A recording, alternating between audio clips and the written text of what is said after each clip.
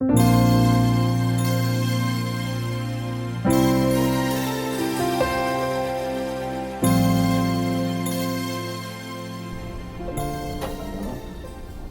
것을 물반 무리반이라고 하죠. 강사들 반천반 그래서 저는 오신 강사님들도 많은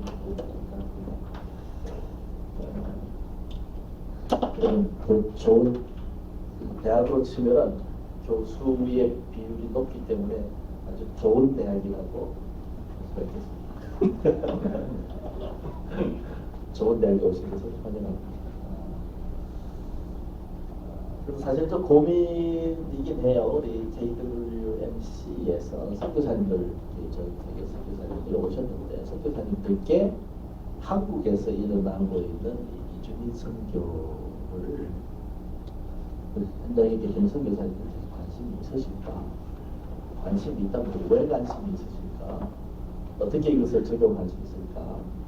라고 하는 고민을 해보죠. 그래서 특히 이제 한국의 정책을 한다는 게 이게 선교사님들께 무슨 의미가 있을까라고 하는 생각을 좀 해보고요.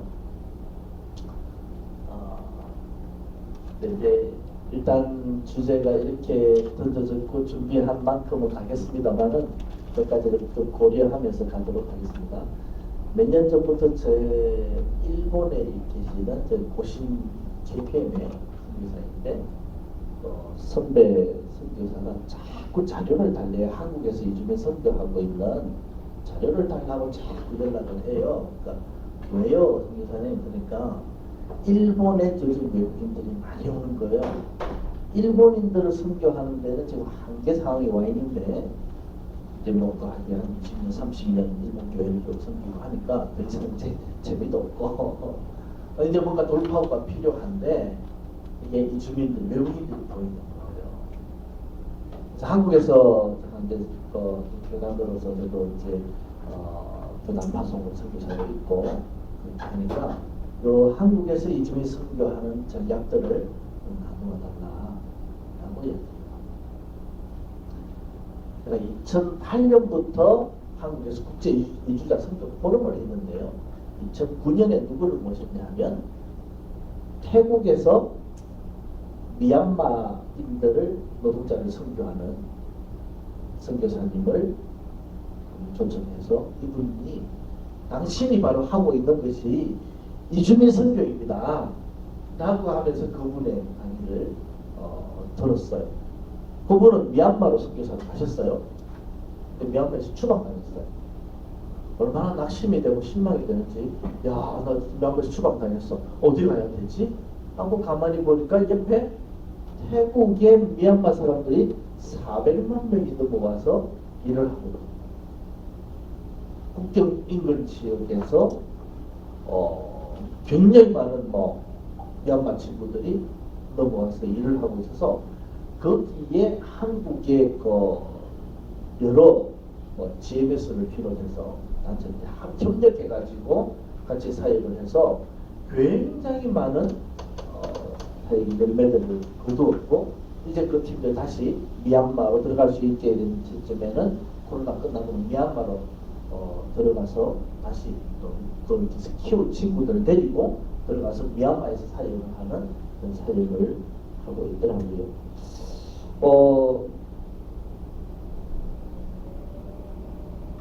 그리고 이 이주민 선교가 굉장히 지금은 전 세계로 사람들이 움직이고 다니고 있기 때문에 굉장히 관심을 많이 가져야 돼요. 저는 이제 저희 교단의 선교사들을 파송할 때 훈련을 할 때 OTC 이제 오리엔테이션 하잖아요. 이 멤버십 훈련할 때 반드시 이 교육을 시킵니다. 전 세계로 선교사들이 흩어질 텐데 너희들 나가서 그 국가의 사람들만 선교한다고 절대 생각하지 말아요. 거기에 훨씬 더 많은 기회가 있을 텐데 해외에서 들어온 이 주민들이 어느 나라를 가든지 있을 것이다. 그 사람들은 중요한 선교의 자원을 들고 가겠다. 특히 저는 아랍권을 보면서 아랍권에는 분명히 이 부분이 가야 되는데요. 지난번에 우리 월드컵 어디서 했죠? 두바이. 카타르에서 월드컵 할 때 카타르가 인구가 본국인은 30%밖에 안 되잖아요. 그죠? 그 나머지는 전부 외국인들이 들어와서 하는데 방글라데시 제일 막 방글라데시, 네팔, 뭐 파키스탄 이런 국가들이 나와서 우리가 방글라데시 들어가기는 어렵고 파키스탄 들어가기는 어렵지만 거기에 수만 명의 친구들이 와서 일하고 있는데 그 친구들을 섬기거나 접근하면 아무 말 못해요. 우리가 아랍권을 또는 무슬림권을 선교할 수 있고 돌파할 수 있는 중요한 부분 중에 하나가 바로 이 주민 선교 영역이라고 하는 것입니다. 그리고 저는 뭐 옛날부터 많이 들어갔던 것이 홍콩, 싱가포르, 홍콩에도 뭐 이 헬프들 중심으로 해서 필리핀에서 15만, 인도네시아에서 15만, 30만 헬퍼들이 홍콩에 있고 홍콩 교회하고 같이 좀 해가지고 이 선교를 좀 합시다 라고 하는데 홍콩들도 힘들어 하더라고요. 남아공 굉장히 많죠. 남아공, 아프리카는 전부 남아공으로 다 모여. 남아공에서는 전 아프리카 선교를 할 수 있습니다. 유럽 당연하죠. 온 유럽 난민들을 비롯해가지고 아프리카에서 다 들어옵니다. 이렇게 사람들이 정말 많이 움직이는 이 영역을 통하여서 지금 선교에 굉장한 큰 패러다임이 바뀌고 있고 큰 기회가 열리고 있고 또 위기를 넘어갈 수 있는 위험을 피해갈 수 있는 그런 좋은 선교의 방향이다라고 생각을 합니다. 그래서 이 주민 선교 부분들을 좀 잘 살펴보면 좋겠고 그러면 저희가 한국의 이민 정책을 이제 좀 하려고 해요. 이게 도움이 안 되겠다 싶은 생각이 들어서 그러면 선교사님들은 이제 나가서 해외 나가서 비자 문제 고민이 많잖아요. 비자를 이걸 어떻게 뚫어 나가지? 한국에 오면 이주민 선교할 때요 가장 중요한 부분이 바로 이 비자 부분입니다. 어떻게 이 비자 부분을 도와주고 건강 부분을 도와주고 교육을 도와주고 교육하는 것이 결국은 한국이나 이 교육을 통해서 비자를 바꿀 수 있느냐 이거거든요. 거의 비자 부분을 이제 정책부로 손을 대는데 그걸 도와줌으로써 접촉점을 만들어서 이렇게 가게 되는데 한국에는 이런 이민 정책을 펼쳐 나가는데 저는 이제 이민 정책이 전공이니까 외국인 선교하다가 보니까 필요해서 이것까지 한 거예요. 선교사님들도 해외에서 이 부분들을 거기서 이민 정책을 이민 부분들을 선교를 이주민들 다루려고 하면 이 부분들을 많이 아셔야 돼요. 그래야 진짜 도움이 돼요. 그러니까 우리가 늘 이제 어려운 부분들이 있죠. 우리 선교할 때에 제일 어려운 것은 내가 주고 싶은 것, 내가 가지고 있는 것을 주는 방식이 있고, 그리고 저 사람들에게 뭐가 필요할까를 찾아서 접근하는 방법이 있겠죠. 그리고 왜 선교는 마찬가지잖아요. 그 사람들이 정말 뭐가 필요할까?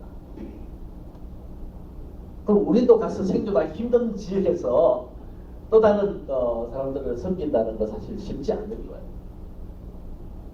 그래서 그리고 나라들 국가들마다 이것을 다 살필 수는 없지만 이민 정책이라는 것이 대부분 다 어떻게 보통 비슷합니다. 어떻게 구성이 되어 있고 또 어떤 부분들을 체크하면 볼 수 있다. 한국에서는 어떤 이민 정책을 있고 그 길을 우리가 선교의 접촉점으로 쓰고 있다라고 보시면 여러 국가에서 있는 국가들에서 한번 접촉점들을 그 길을 좀 찾아가면 되겠다. 라고 하는 것에 도움이 좀 되었으면 좋겠다 싶습니다.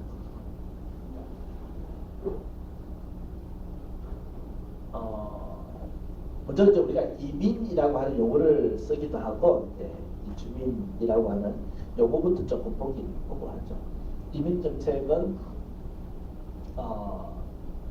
이민이라는 용어 자체가 자기 나라를 떠나서 살아가는, 심지어는 자기 국가 안에서 비자발적 이주 있죠. 그러니까 내전이 일어났는데 자기 나라를 떠난 사람도 있고 떠나지 않고 자기 나라에서 이주하는. 그러니까 뭐 재난이나 기후나 변화나 이런 것들 때문에 할 수 없이 떠나서 자기 나라 밖을 떠나는 것을 마찬가지지만 자기 나라 안에서도 이주하는 것을 포함합니다. 이까지 포함하면 전 세계 인구 80억 중에 10억 명의 사람들. 그러니까 직장 찾아서 그냥 이사하는 거 말고요. 그 외에 비자발적 이주와 자기 나라를 떠나서 살아가는 것을 합치면 10명, 8명 중에 1명이 지금 자기 나라 터전을 흔들린 상태에서 살아가고 있는 상태입니다. 이것이 여러분 신학교 다닐 때 전도학 배우셨죠? 전도학 배우면 언제가 전도학이 제일 좋다? 터전이 흔들릴 때, 이사할 때, 그죠? 그래서 아파트 전도 많이 하잖아요. 아파트 이사 딱 들어오면 아파트 그게 그 이민교회 하시는 분들 어떻게 하지? 공항에 나가서 딱 오면은 다 자기 교인이잖아요, 그죠? 그러니까 터전이 흔들릴 때는 누구든지 복음이 그냥 좋을 때이다. 이제 이민하고 여기 나라를 자기 환경을 떠나서 살아가는 그런 때들이 이주난 또는 이민이라고 표현을 합니다. 그래서 이것을 국내에 있는 것까지 다 카운팅을 할 수 없기 때문에 유엔에서 카운트를 할 때 정말 자기 나라 우리 전 세계에서 자기 나라를 떠나서 살아가고 있는 사람이 얼마 정도 되나 여행 갔다 오고 뭐 이걸 하도 너무 수시로 바뀌니까 1년 이상 자기 나라를 떠나서 거의 이제 이민을 가는 거죠, 그렇죠? 이주하게 되는 거죠. 그런 사람들을 우리가 이민자다 이렇게 표현을 하고 그것을 통계로 잡지만 그 외에 하여튼 이동하고 있는 모든 사람들을 우리 이민이라고 표현을 합니다. 이 부분들은 좀 그냥 필요한 부분들만 넘어갈게요. 우리 그래서 이제 10명 중에 8명 중에 1명이고요. 비자발적 이주나 이런 부분들이 많이 가고 지금 이 시대를 그러니까 2005년에 이제 코피 아난 사무총장이 된 사람들이 정말 많이 이동해 다니거든요. 그래서 진짜 그렇게 많이 이동해 다니는가? 라고 조사를 해보고 나서 야 정말 사람들이 2005년에 벌써 사람들이 정말 많이 이주를 하고 다니구나, 이동해 다니구나. 그래서 그 시대에 만든 코피 아난 사무총장이 한 용어가 신유목민 시대다. 유노매닉 이러라고 이제는 사람들이 유목민처럼 자기가 살고 싶은 대로 그냥 이주해 다니면서 살아가는 시대를 신유목민 시대라고 불렀고요. 요거를 했고요. 이번에 2022년에 하나의 또는 요거를 만들었는데요. 잡지계의 애플이라고 얘기하는 영국 이코노미에서 이 영국이 외국인들 받기 싫어가지고 브렉시트까지 한다잖아요. 그럴 만큼 이제 우리는 외국인들 안 받아. 이번에 또 보니까 최근에 얘기를 보니까 루안다 사람들, 난민 들어온 사람들을 싫어가지고 루안다가 있다가 그냥 내려놓고 있다고 그러더라고요. 그만큼 받아들이기 싫어. 난민은 정말 여러 가지 갈등들이 있고 좀 싫은 부분들이 많은데 그럼에도 불구하고 이 코로나가 끝나고 나면 정말 많이 좀 단절이 되겠지 싶었는데 코로나 끝나고 한 해 동안 영국이 외국인들 받아들이는 게 120만 명. 호주 50만 명 영주권 줄 테니까 바로 오라 그랬죠. 캐나다 50만 명, 한 해 50만 명 영주권 바로 줄 테니까 바로 들어오라 그랬죠. 미국 220만 명 들어갔어요. 한동안. 그런 수많이 이주가 일어나는 것을 보면서 그 한 해 동안 연구를 하고 나서 이코노미스에서 결국 한 용어가 대이주의 시대다. New Wave of Mass Migration이라고 하는 용어를 이제는 Mass Migration이 일어나고 있는 그런 시대다라고 용어를 이야기를 했습니다. 그래서 유명한 하나라고 하는 교수가 이제 지리학을 하고 하고 그것을 빅데이터를 해가지고 이제 책을 써냈는데 나중에 이분이 이제 기후나 나중에 문제들을 보면서 앞으로의 시대는 이주는 선택이 아니고 필수다. 앞으로는 특히 기후 문제 그리고 이런 안전의 문제들 때문에 그래서 이게 OECD가 선정한 미래 지도자상을 수상한 그런 책입니다. 앞으로는 이주라고 하는 사람이 이동한다는 이 이슈를 잡아내지 못하면요. 저는 대학교 가서 강의할 때는 저희 학교 대학이 지금 한국의 지방이나 이런 데 망해거든요. 대학이 빨리 글로벌 이슈를 잡아내지 못하면 대학은 더 빨리 망합니다. 지금 한국은 고등학교도 외국인들 받아들이기 시작했습니다. 고등학생들도 없어져갑니다. 수많은 지금 급속한 변화들을 가고 있고 우리 선교지도 지금 굉장히 빠른 변화들을 읽어 주셔야 될 겁니다. 그래서 이 글로벌 이슈를 빨리 읽어내지 못하면 우리가 선교에 있어서 또 하나의 전통적인 그냥 선교를 할 텐데 이게 지금 여러 가지 변화로 가고 있는 부분들을 선교의 현장에서도 읽어 주셔야 될 부분들이 필요하다. 그래서 다니엘에게도 마지막 한 얘기가 마지막 때는 사람들이 빨리 많이 왕래할 것이다.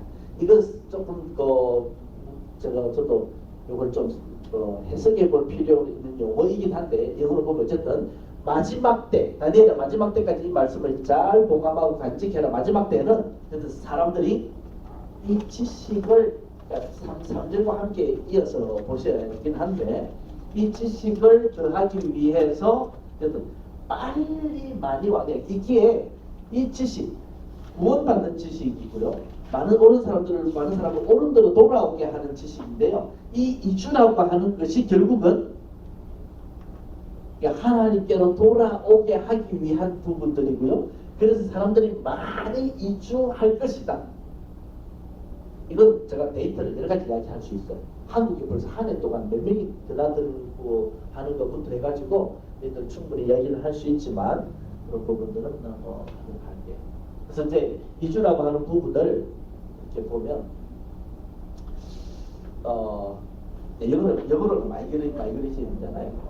근데 이제 마이그레이션은 두 가지가 있어요.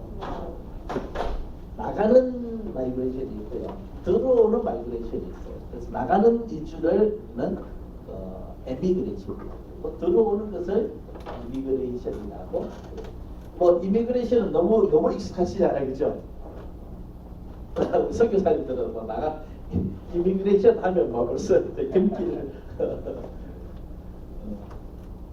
저도 나갔을 때 이렇게 보면 한국에 있었어. 한국에도 이미그레이션 가면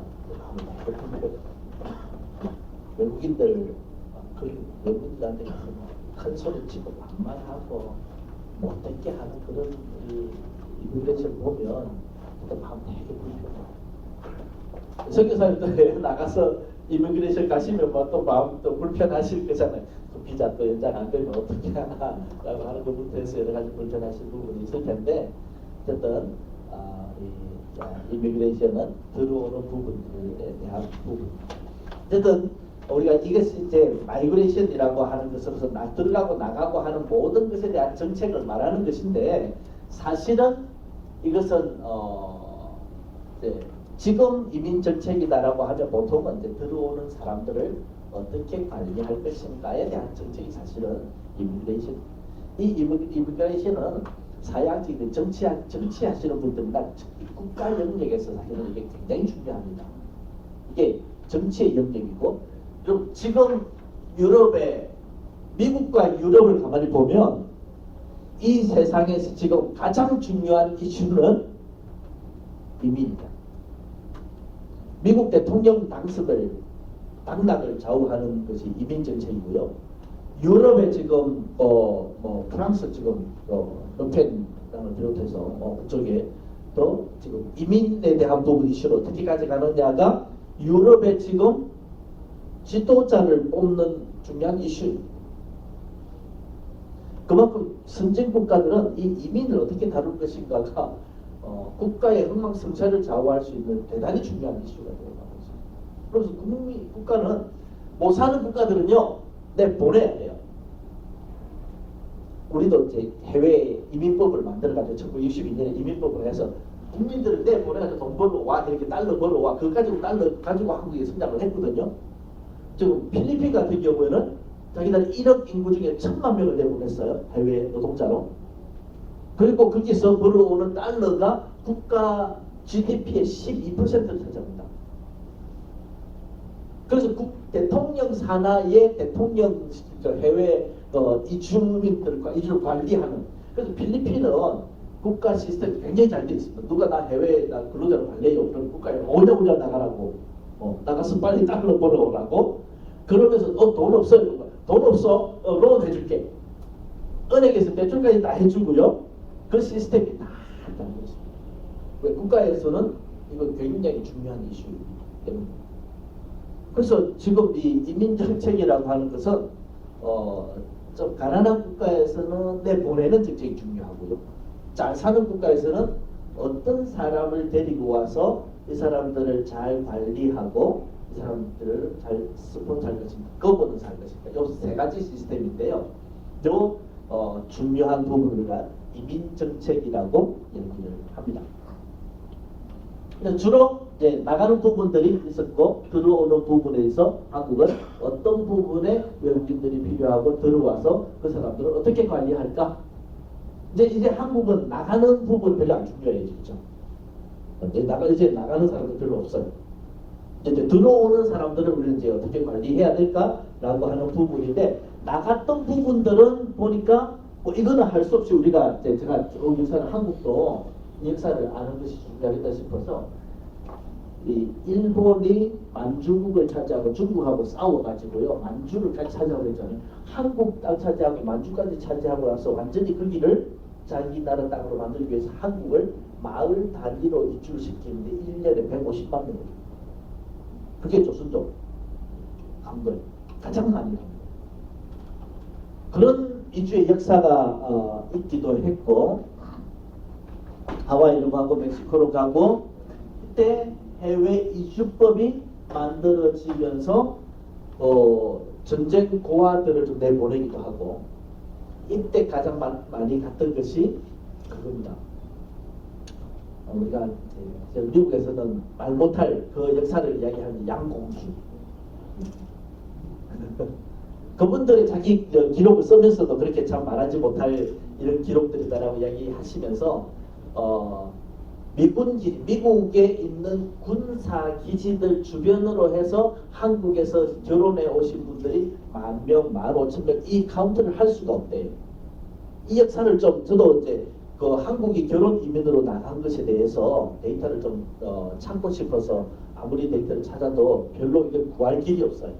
단지 아름아름으로만 되어 있고, 그래서 1962년 해외 이주법이 만들어지면 한국에서는 적극적으로 나갈 수 있도록 계속해서 하고 가족 결합이 이루어지도록 하고, 그래서 문사 기지 주변으로 15,000명, 2만 명 단위로 살았다. 이것이 1980년에 보면 한국의 마지막 기록이 하나 나오는 동아일보에서 한 해에 한국이 결혼 이주로 나간 것이 8,000명. 그전에는 더 많았겠죠. 그래서 한국도 지금은 국제 결혼으로 받아들이는 국가가 되었지만 80년까지만 해도 내보내는. 그러니까 이게 60년, 70년, 80년에 한국에서 중요한 이슈는요, 내보내는 거예요. 한국민들 나가서 돈 벌어 오세요, 달러 벌어 오세요, 이거였어요. 그러다가 이제는 나가지 않고 들어오기를 하는데, 이때도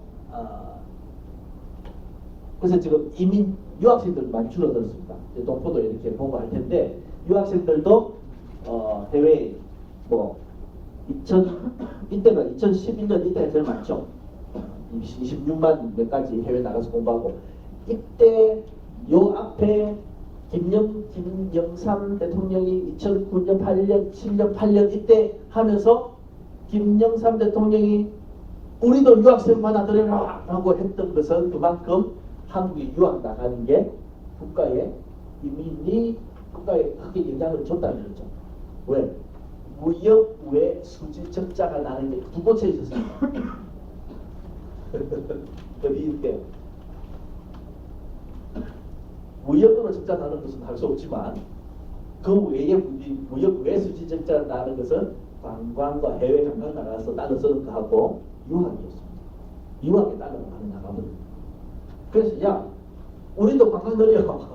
그리고 우리도 유학생 받아들여. 그래서 유학생 정책을 펼쳐나갔던 게 한국입니다. 한국은 유학생 정책이 나중에 우리 다 발표도 하고 하겠지만 유학생은 원래 세계 나라들은 유학생은 정책을 이렇게 쓰지 않습니다. 유학생 정책은 주로 세계를 정복하기 위해서 씁니다.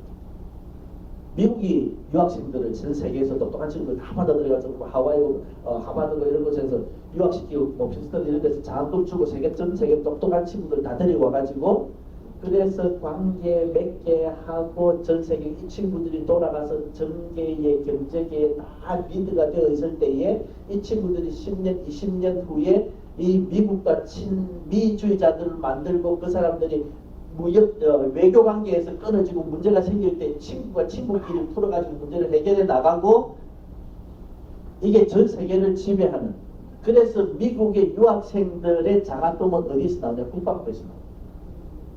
교육부와 국방부가 같이 이루어지고 있습니다. 일본은 일본의 세계화 일본어를 전 세계로 보내서 일본 물건을 팔아먹는 것이 일본의 유학생 정책입니다. 그래서 일본은 반드시 일본에 가서 공부하면 일본어를 반드시 공부해야 됩니다. 근데 한국은 대학만 하고 대학원부터는 한국어 안 해도 돼요. 영어로 하라고 해요. 단지 한국은 와서 공부만 하고 돈만 버는 것이 한국은 무역, 외 수지 적자를 줄여 이게 목표입니다. 너무 단순합니다. 우리. 어쨌든 그런 여러 가지 흐름으로 우리가 정책을 펴는 것은 어떻게 정책을 펴서 그러면 어떻게 우리가 이제 이 정책을 가지고 우리가 외국인들을 만나 나가고 거기서 전도를 쓸 것인가 이런 것인데 어쨌든 우리가 흩어지는 것을 통해서 지금 190 세계 국가의 700만 우리 동포들이 그렇게 흩어져 있습니다. 그렇게 해서 제일 중요한 것은 보십시오. 우리가 한국이 해외 이주를 나갔죠. 나가서 한인교회들을 세웠죠. 한인교회들을 세워가지고 거기서 예배 공동체가 생기고 그래서 이분들이 한국에 제가 알기로 한국의 대부분 큰 교회의 단임 목사님들은요.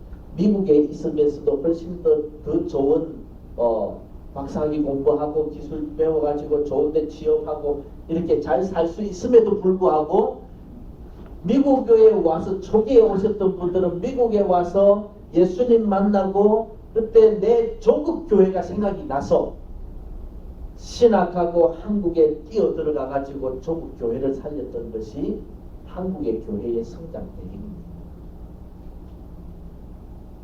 그분들이 한국 교회를 살리고 복음 전하고 그렇게 했었어요. 해외 나와서 디아스포라 됐던 그런 분들이 본국으로 돌아가서 한국을 깨우고 한국 교회를 세웠고요. 그러지 않은 분들 지금 살아남아서 여기 계시는 분들은 한인교회들을 계속 하면서 그분들이 각 세계 선교지에서 MK들 그 다음에 그 밑에 자녀들 선교사 자녀들뿐만 아니라 한인의 그 자녀들도 좋은 선교의 자원들이 되고 그 지역을 선교하는 그런 형태로 갑니다. 이게 이제 한국으로 오늘 똑같습니다. 우리 외국인들이 한국 왔을 때에 와서 예수님 만나고 외국 교회 출석하고 그들이 돌아가기도 할 것이고 한국에 남기도 할 것이고 이 정책은 좀 비슷할 것이라고 생각이 됩니다. 자, 에미그레이션은 이렇게 한국은 나갔던 그런 에미그레이션에 대한 시대는 이제 거의 다 많이 끝났고요. 점차 우리 유학생도 아까 봤듯이 유학생들도 지금 최저입니다. 우리 16만까지 나갔던 친구들이 지금 12만 최저로 좀 떨어져 있습니다. 이제는 해외에 나가서 외국 나가서 유학학 들어온다고 해서 한국에 일자리도 못 구합니다. 도움이 안 됩니다. 그래서 별로 해외 유학이 도움이 안 돼서 면이 없고 그래서 점차 계속 떨어지고 있습니다. 그 대신에 지금 한국으로 들어오고 있는 부분들은 급격하게 늘어나고 있다고 보시면 됩니다. 그 많은 요인들이 대부분 인구 저는 이민정책 같은 공부하는 이러더라고요. 이민정책 별거 없습니다. 이민정책은 인구정책입니다. 인구가 얼마나 줄어드느냐에 따라서 거기에 맞게끔 갖다 채워 넣는 것입니다. 지금 여러분 한국 인구 몇 명이에요? 5,100배 있습니다. 5,100만이 넘는데 순수 한국인만 치면 4,900 외국인을 포함하지 않으면 이제는 계속해서 4,900만 원, 5천만 원을 절대 뛰어넘을 수 없을 것입니다. 계속해서 줄어들 것입니다. 그 줄어드는 부분을 외국인으로 채워요. 작년에 고용보험을 들면 4대 보험을 일자리를 찾으면 4대 보험을 들어야 되잖아요. 4대 보험을 들은 30%가 외국인이었습니다. 한국의 젊은이들, 한국 사람들이 일자리 구해가지고 없습니다. 외국인들이 일자리 구하고 가입한 게 30%라고 하는 것은 지금 어마어마합니다. 이 친구들이 지금 아파트 한국에서 계속 건설을 멈출 수 없죠. 아파트 건설해 나오면 아파트 매매해줘야 될, 사줘야 될 사람들이 이제 그런 친구들이 소비자로 계속해서 경제 유발 효과도 있지만 소비도 해줘야 될 그런 주체가 되고 있는 모습들을 볼 수 있을 것입니다. 그래서 월드 88 올림픽부터 해가지고 우리 이민 정책에 있어서 그러면 어떻게 이민 정책 이민들을 한국에 인구가 부족해 가면서 인구가 부족해서 저출산으로 고령화로 가면서 비어가는 이 인구 절벽 15세에서 65세 생산 가능한 경제 활동 인구라고 하는데 거기가 줄어드는 한 해에 지금 올 2020년부터 2030년까지 한 해에 30만에서 40만 명이 줄어듭니다. 매년 30만에서 40만 명이 없어집니다. 그러니까 밑에서는 못 받쳐주고 위로 65세로 올라가 버리고 그러면 일할 사람이 한 해 30만에서 40만 없어지는 게 독일이 그렇고요, 대만이 그렇고요, 일본이 그렇고요, 한국이 그렇습니다. 요 규모가 비슷합니다. 그러면 전마다 나라마다 이 친구들을 외국인들을 데리고 와서 일을 시켜야 경제가 유지가 되는 나라들이거든요. 그러면 이 부족하다라고 하는 것을 처음부터 했을 때에 외국인 노동자를 데리고 오는 정책을 씁니다. 그래서 외국인 노동자를 데리고 오는 정책을 쓴 것이 우리가 뭐 해투 정책이었고 그래서 얘네 다 엉망이었습니다. 노동자 같이 노예 같이 데리고 썼고요. 93년부터 산업연수생 제도다 우리가 거짓말 많이 했죠. 연수시켜 줄게 보통 월급 100만 원 받는데 너 연수하지 않냐? 연수생이라고 이름만 딱 붙여놓고 이름 똑같이 시키면서 연수생이라는 이름 하나만 딱 몇 대를 막 붙여놓고 20만 원 줬습니다. 그러니까 그 가만히 있나요? 딱 이탈해서 불법체로 나서는 순간 100만 원 받습니다. 그래서 대부분 다 80% 이상이 불법 체류자가 됐던 시대였습니다. 야, 그러니까 이렇게 거짓말해서는 안 되겠구나. 그래서 2003년에 바꾼 것이 고용허가제로 이제는 다 외국인들이 노동자다. 그래서 최저임금도 적용시켜주고 이렇게 했습니다. 그리고 한국에 외국인 노동자들 너무 월급 많이 주는 거 아니야? 절대 그렇게 생각하지 마십시오. 외국인들에게 최저임금을 주는 이유는요. 한국 노동자를 보호하기 위해서입니다. 최저임금 주면은 그 영역에서는 비슷합니다.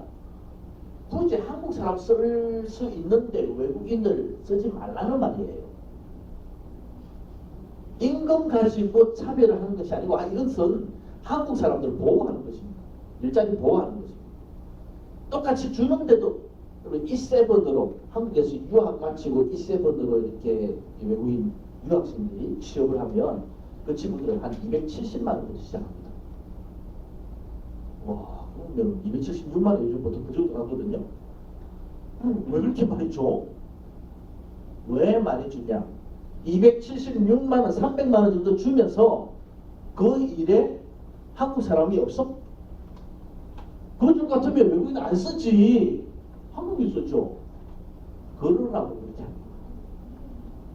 가능하면 외국인 쓰지 말고 한국인 쓰세요. 우리 한국인 노동력을 보장하는 정책입니다. 너무 모르시고 비판하시는 분들은 그게 뭐 한국인들 외국인들한테 월급 엄청나게 많이 준다며. 절대 그렇지 않습니다. 일본하고 좀 비슷하고요. 일본하고 한국하고 뭐 외국인들에게 주는 임금들이 비슷합니다.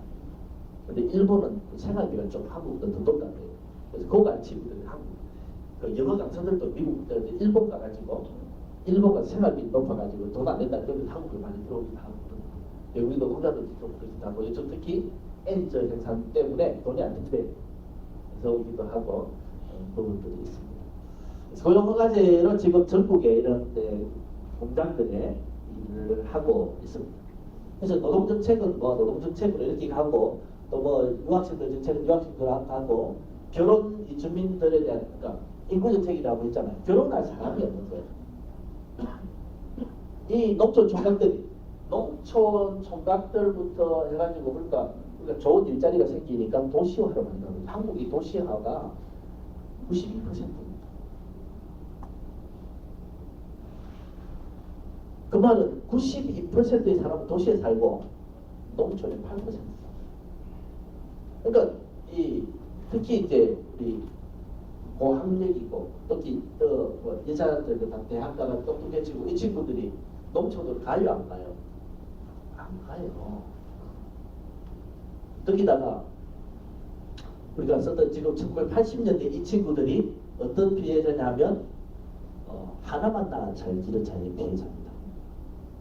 하나만 낳아 잘 기르자고 하면서 골라서 그 남아스로 사상이 있어가지고 그 따지면은 제가 이거 하면서 문화 인류학을 배웠는데 거기에 뭐가 있냐면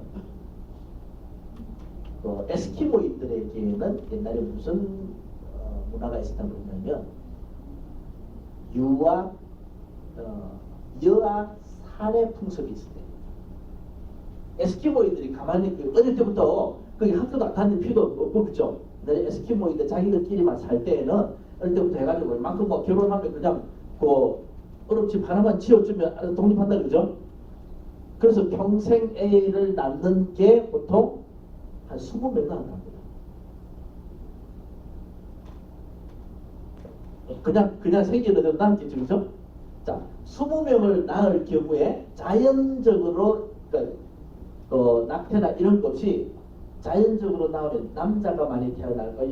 여자가 많이 태어날까요? 여자가 많이 태어날까요? 그런데 정말 먹고 살기 힘드니까 여기 에스키모인들이 여아는 몇 명을 죽이는 풍습이 자연스럽게 있습니다. 그러니까 외부 문화와 소통이 없을 때. 그런데 어느 날 가만히 보니까 제 다른 사람들하고 교류를 하고 이렇게 하다가 보니까 이것이 엄청난 죄구나. 어떻게 자기 아이를 죽여. 그래서 못 죽게 됐다라고 하는데, 이것을 한국은 남아선호 사상에 의해서 뒤집어 놓은 게 지금 이때 친구들의 성비가 115대 100입니다. 15명은 결혼하고 싶어도 못하는 시대예요. 거기다가 여자들이 결혼 안 해요. 결혼 안 해줘요. 골드미스면 골드미스지 결혼 안 해요. 그런 사회들을 들어가니까 결혼이 안 되니까 국제 결혼을 해줘라고 해서 지자체들이 나서서부터 결혼을 시켰고 돈 떼줘 가면서 했고, 여기에 뛰어든 게 통일교고 뭐 하여튼 그렇습니다. 국제 유학생들도 계속해서 많이 들어오게 되었고, 그러다 보니까 정부에서 이제 이민 정책은 지금은 어느 나라든지 이민 정책을 할 때는 대부분 이제 나가는 정책은 대부분 쓰지 않습니다. 대부분 이제 이 이민 정책이 발달한 국가들은 이제 들어오는 사람들이 많을 때에 들어오는 사람들은 어떤 사람들을 데리고 올 것인가, 그리고 이 사람들을 어떻게 관리하고 해서 잘 정착을 시킬 것인가, 그리고 여기에 어떤 거버넌스를 도입을 할 것인가. 그래서 한국에서는 지금 외국인 정책위원회 있고, 다문화가족 정책위원회 있고, 외국 인력 정책위원회 있고, 동포 정책이 있고, 사실은 문화관광부에서 있는 문화다양성위원회도 있습니다. 이제는 문화를 다양하게 같이 살아가자라고 하는 그런 정책위원회도 있고, 그래서 각 부처들이 다 맞서고 있는데, 어쨌든 이걸 조금 보면 더 좋긴 한데, 한국의 지금 상황들이 어떻게 되는지 선교사님들도 조금 보면서 한국이 지금 그만큼 변해가고 있구나라고 하는 것만 조금 데이터로 몇 가지 보시면 좋겠다 싶습니다. 한국에 지금 출입국 자료가 있고요. 지방자치단체의 자료가 있습니다. 출입국은 그냥 국경 관리를 하는 자료이고, 이 행안부에서 하는 것은 자기 그 지역에 주소를 두고 있는 외국인들을 파악하는 것입니다. 그렇게 파악을 했을 때에 여기에 하나 더 들어가는 것이 국적을 취득한 사람. 출입국에서는 이 데이터는 당연히 한국 사람이 되기 때문에 빠집니다. 그리고 자녀도 태어나자마자 한국 사람이기 때문에 이것은 출입국에서는 들어가지 않는 부분입니다. 그렇지만 지방자치단체들로서는 다문화 가정이 있고 또 다문화 가정 자녀들을 특별히 돌봐야 되는 부분들이 있기 때문에 그것을 포함했을 때에 2022년 통계로 한 225만 정도의 외국인들이 있다라고 보면 되고, 외국인 근로자가 한 40만, 그리고 결혼 이민자가 17만 5천, 유학생이 18만 9천, 동포가 한 40만, 그리고 한국을 이미 국적을 취득한 사람이 22만입니다. 이 중에 이 22만 중에 결혼 이민자가 국적을 취득한 게 10만입니다. 동포가 한 10만 명 정도. 조선족도 중국. 그리고 여기서 태어난 자녀들이 한 30만 명 가까이 됩니다. 올해까지 2022년이라고 그랬지 올해까지 하면 한 30만 정도. 그래서 뭐 이런 통계들이고요. 지금 많은 곳들은 지금 외국인들이 가장 이 20% 외국인들이 제일 많이 체류하는 곳은 서울하고 경기, 수도권. 이건 어느 나라도 마찬가지죠.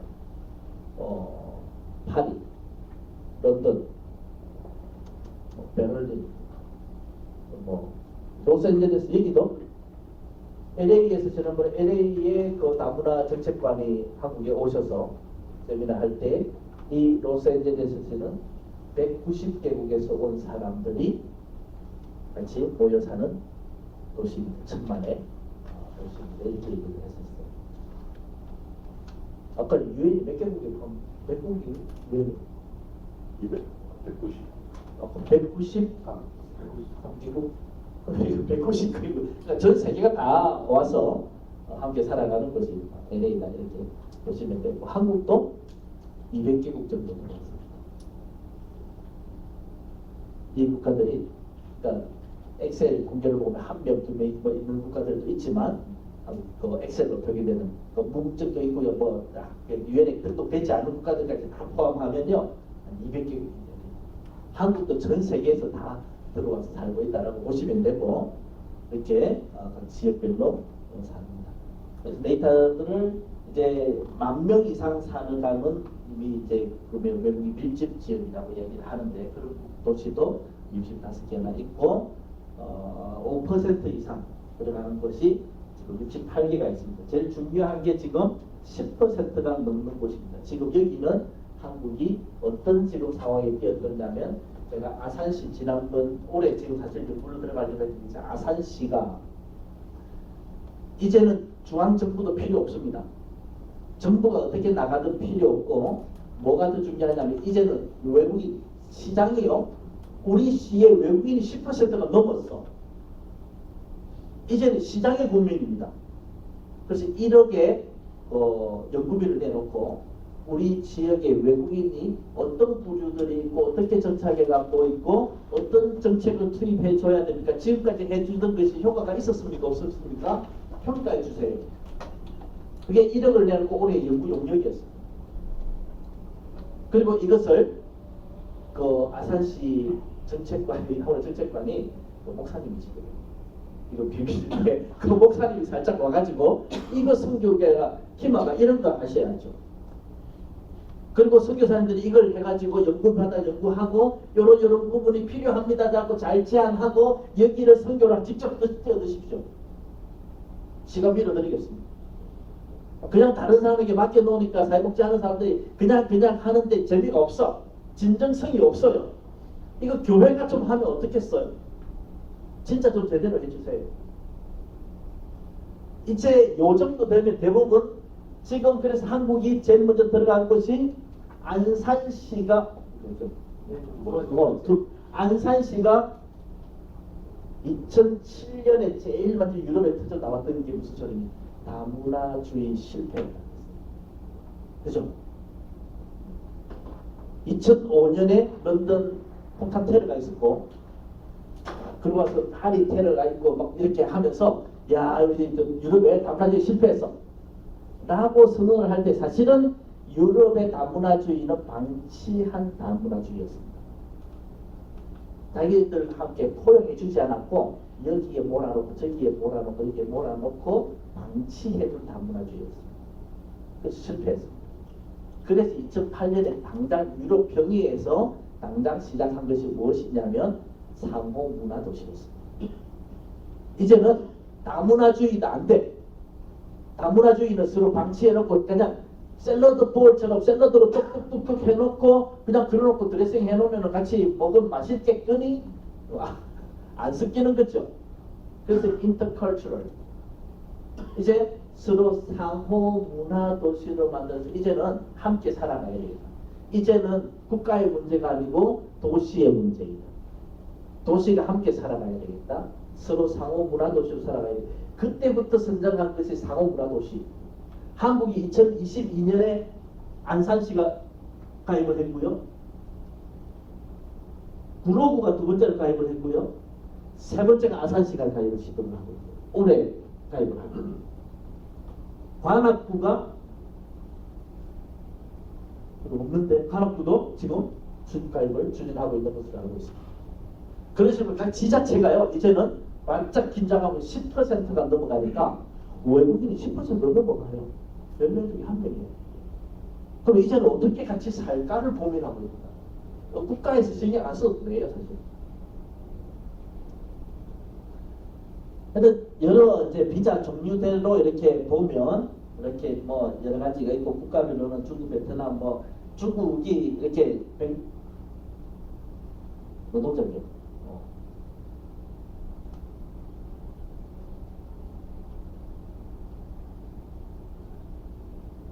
이거 H2까지 포함해서 그렇습니다. 예. 방문치까지 포함하니까 이건 중국이 제일 많은 거지. 어쨌든 이렇게 근로자 비자가 지금 한 52만 정도 되고요. 뭐 신분과 인력들은 큰 변화는 없었고 이제 결혼도 지금 10% 한 8, 9% 정도는 되고 있고 전체 다문화 가정은 지금 한 40만 쌍 정도 되고 있습니다. 지금 한국은 벌써 어떤 현상이 일어나고 있냐면 외국인들이 지금 약 10년 이상 된 가정이 50% 넘었습니다. 국제 결혼해서 10% 이상 넘었고 지금 10% 정도가 10년 이상 넘은 사람이 50% 이상 되니까 한국은요 국제 결혼을 하면 간이 귀화를 돼요. 또 5년 이상 돼야 귀화를 할 수 있는데 국제 결혼을 하면 국민의 배우자 그래가지고 2년만 지나면 간이 귀화를 줘요. 그럼 빠르면 2년만 지나 처음부터 들어오자마자 준비해가지고 그러면 2년 뒤에서 신청하면 국적 심사하는 데까지 보통 1년 이상 걸리기 때문에 한 3년 지나면 국적 받을 수 있습니다. 그러고 나면 그 다음에 지금 벌써 진행이 된 것이 제가 벌써 10년 전에 벌써 상담한 것이 필리핀 친구가 한국 남자를 결혼해가지고 살다가 남자가 빨리 죽었어. 백인들이 죽었어. 혼자 살다가 보니까 이제 일도 하고 해야 되니까 이태원 가고 영어 대고 하니까 일을 하다가 나이지리아 불법 체류자를 만났어. 그 친구가 야야야 내가 1,000만 원 줄게. 나 결혼해줘. 나 비자 살려줘. 이 친구는 이미 한국 국적을 받았으니까 결혼해주면서 국제 결혼을 한 거예요. 그리고 1,000만 원 받았어. 근데 자꾸 와서 돈도 안 주고 자꾸 괴롭히고 하니까 상담 왔어요. 목사님 저쪽 이거 이혼 좀 시켜주세요. 요즘 제가 이제 국제 결혼하고 나면 3개월 내에 한국의 국적을 와이프 데리고 와가지고 한국에서 외국인 등록증 만들기 전에 사실은 교육을 해야 되는 조기적 프로그램, 정부 프로그램 하는데 그게 보면 간간히 요즘 10명 중에 1명 정도 누가 들어오냐? 베트남 친구가 한국에 결혼해가지고 국적 받아가지고 이혼하고 다시 결혼을 합니다. 누구랑 할까요? 대부분 베트남 친구. 대부분 태국도 그렇고 그런 현상들이 지금 많이 일어나고 있습니다. 이미 꽤 여러 가지 형태로 진화가 많이 되었습니다. 아무래도 주민들이 한 28만 유학생들 이런 현상들, 동포들 부분들까지 보면 되겠습니다. 난민들 부분들도 지금 러시아가 올해는 러시아가 굉장히 많죠. 당연히 러시아 우크라이나 전쟁의 영향입니다.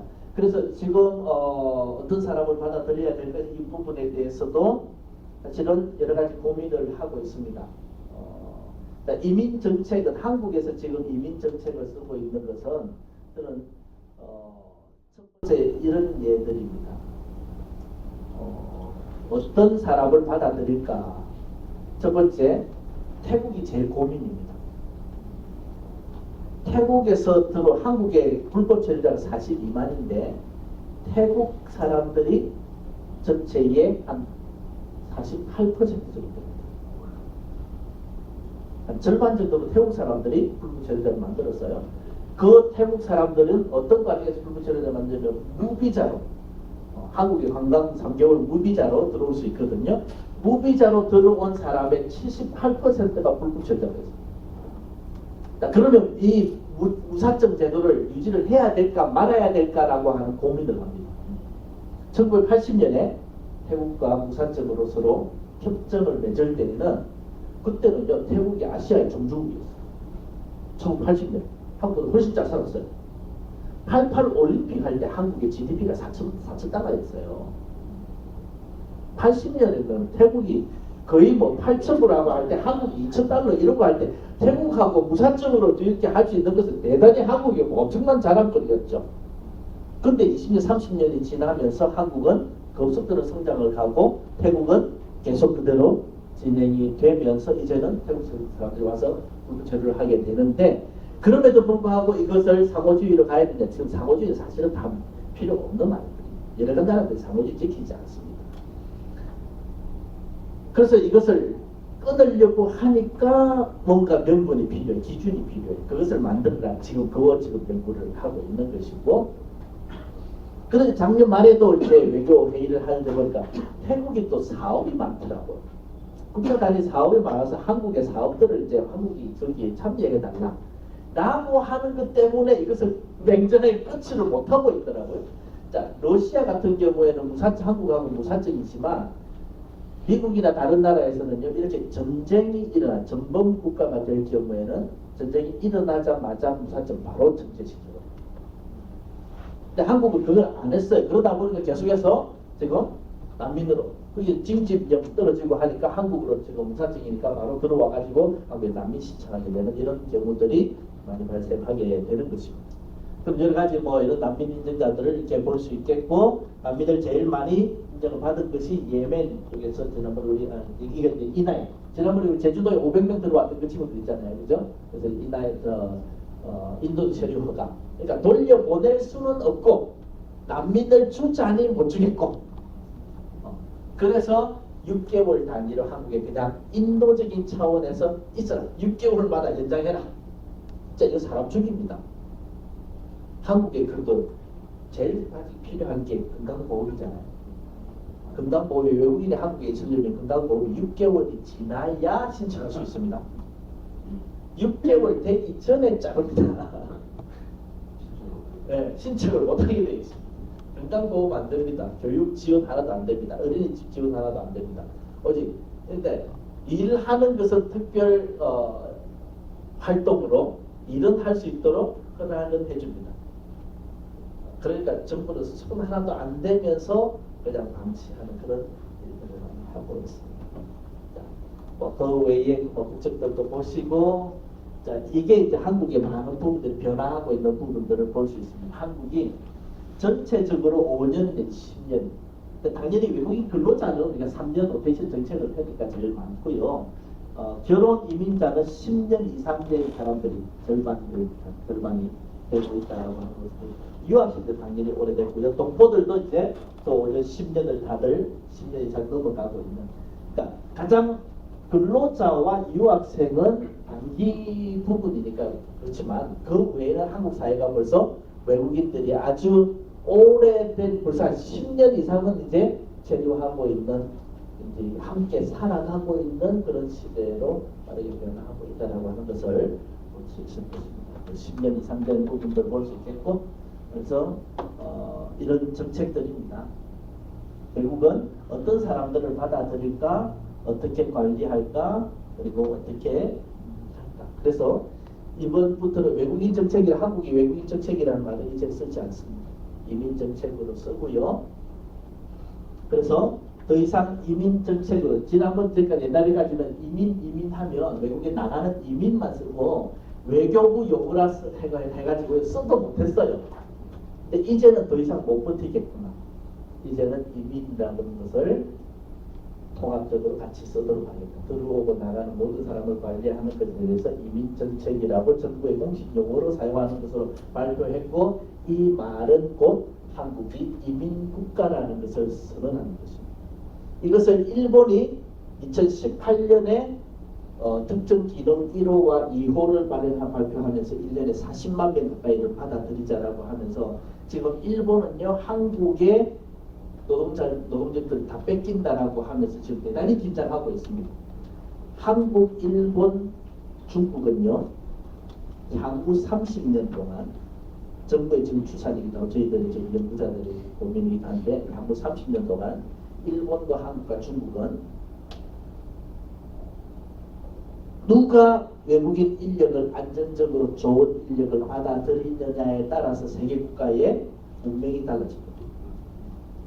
특히 한국하고 중국, 대만 이 국가들은요 지금은 아주 치열한 싸움. 그래서 서로 막 눈치 보면서 지금 따라가고 한국도 지금 일본이 기능 1호, 2호 치고 나가니까 완전 긴장해가지고 바로 한동훈 바로 터뜨리고 이7포 터뜨리고 한 것들이 일본에 대한 거예요. 그거 딱 하고 나니까 일본이 다시 지금 와가지고는 일본 며칠 전에 나왔어요. 한국이 노동력 다 들어간다. 다시 지금 긴장하고 풀고 있습니다. 요거 할 때에도 벌써 자기들은 이건 일본에서도 이거 통과시키지 못할 반대대로 우리나라 국회랑 똑같이 의사봉 뺏고 막 했습니다. 사실상 일본이 이민국가를 선언했습니다. 이 상황을 일본을 이민국가 선언했다 그러고 한국은 2023년 제4차 외국인 정책 기본계획을 이민정책 기본계획으로 바꾸면서 한국은 이민국가를 선언한 것입니다.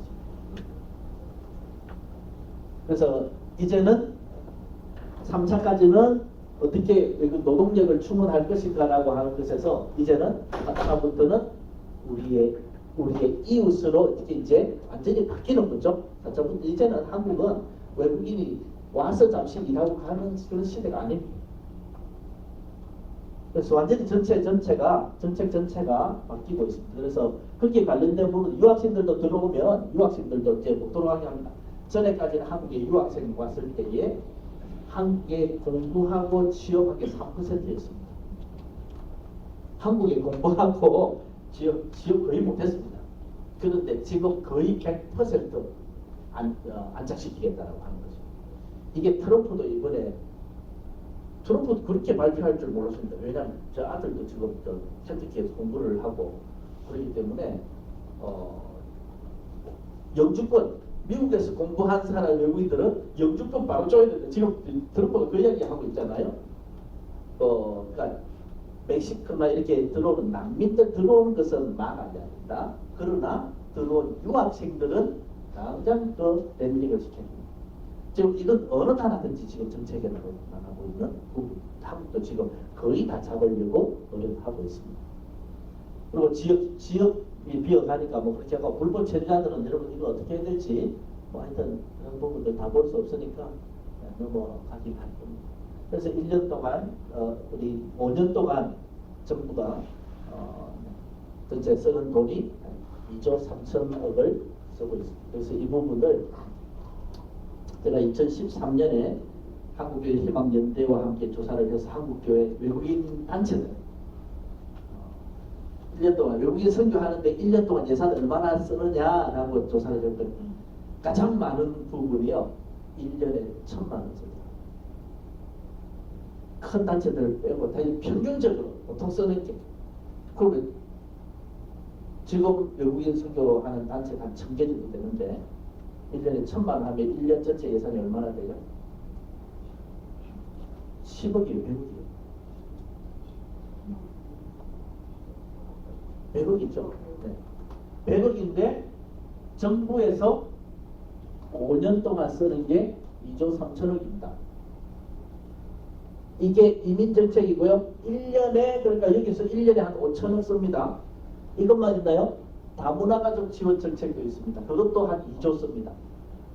그러니까 1년에 정부에서 다문화 외국인 정책, 다문화 정책 쓰는 1년의 예산이 1조 정도 됩니다.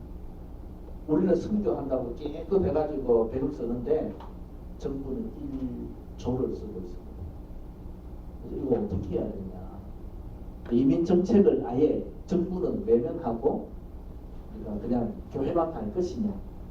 그 고민을 하는 것입니다. 그래서 여기 보면 정부가 외국인 관련한 정책에서 우리 이주민과 관련한 이주민은 이주해서 오늘 살아가는 사람들, 이 시민들을 말하고요. 이주민에 반대해서 보통 쓰는 말이 선주민입니다. 먼저 살고 있는 주민들. 한국 사람들 선주민이라고 그러고요. 이주해서 온 사람들 이주민이라고 그래요. 보통 학술용어로 쓸 때는 그렇게 쓰는데요. 그래서 우리 이주민들에 대해서 모든 이주민들에게 하는 정책이 있고 외국인 근로자들에게 쓰는 정책이 있고 뭐 유학생들에게 쓰는 다문화 가정에 쓰는 정책이고 동포 유학생 난민 각 쓰는 대상별로 정책들이 있습니다. 이런 제도들을 따라서 이것은 어떤 정책이고 이것을 선교적으로 어떻게 쓸 수 있겠다라고 하는 부분은 이렇게 분류를 해서 연구한 부분들이 있습니다. 참고를 여기서 다 설명을 못할 테니까 참고를 해주시고 이번에 저희들 발표한 자료들에서 외국인 단체들이 지금까지 한국에서 이렇게 몇 개씩 단어를 이렇게 발달해왔던 것을 또 참고해 볼 수 있을 것입니다. 이해도 장려하는데 이제 해마다 뭐 우선 시기별로 이렇게 나누고 단체가 90개, 뭐 150개 이때 이제 조사됐던 애들로 이렇게 해서 한국에 한 1000개 정도 외국인들이 있고 지금 200만 정도에서 300만, 350만 뭐 이렇게 늘어가는 이 통계도 거의 전부 지금 예산 예측치하고 조금 비슷하더라고요. 그럴 경우에 외국인 단체들이 몇 개 정도 있어야 될 것이다라고 하는 것들도 같이 이렇게 추산을 했습니다. 한 단체가 한 2,000명 정도의 외국인을 커버할 경우에 이 정도 필요하다라고 하는 것을 그래서 보장 예정들도 보시면 되겠고 요 자료들도 중요한데 발표까지 하고 시간상 마치도록 하겠습니다. 외국인들도 들어오면 이걸로 마찬가지 그림을 이렇게 그려볼 수 있겠습니다. 한국에 들어와서 예수 믿고 신앙 생활하면서 그들이 돌아가서 그 국가에 중요한 자원들로 선교하고 활성될 것이고요. 이제 한국에 남게 되면 적성하게 되면 그들을 섬기고 또 함께 또 살아가는 그런 이민교회가 될 것이라고 생각합니다. 제가 여기까지 하고 마치겠습니다. 감사합니다.